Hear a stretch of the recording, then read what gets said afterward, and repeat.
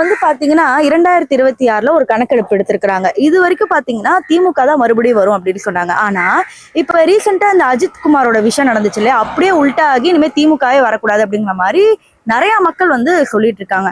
ஆனா இதுல ஒரு ட்விஸ்ட் என்னன்னா, ஒரு ஒரு பெருவிதமான மக்கள் என்ன சொல்றாங்கன்னா, காவல்துறை பண்ண விஷயம் எப்படி ஸ்டாலின் வரைக்கும் தெரிய வரும், ஸ்டாலினா போய் அடிக்க சொன்னாரு அப்படின்னு ஒரு சில பேர் கேக்குறாங்க.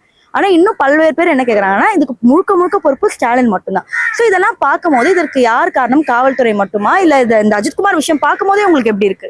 அப்ப வந்து ஸ்டாலின் முதலமைச்சர் பதவியை விட்டு அவரும் காவலர் அவங்க கூட தான் போய் நிக்கணும்.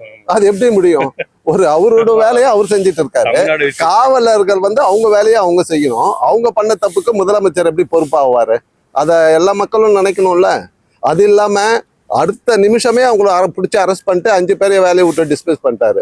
அது இல்லாம அந்த அம்மா கிட்ட போன் பண்ணி மன்னிப்பு கேட்டாரு. இவருடைய டிபார்ட்மெண்ட்ன்றதுனால இவரு வந்து அவரு மன்னிப்பு கேட்கணும்னு அவசியமே கிடையாது, சாரி கேட்கிறாரு அந்த அம்மா கிட்ட. அந்த மாதிரி இது வரைக்கும் எந்த முதலமைச்சரும் பண்ணதும் கிடையாது. இந்த மாதிரி முதலமைச்சரும் எந்த இதுலயும் கிடையாது.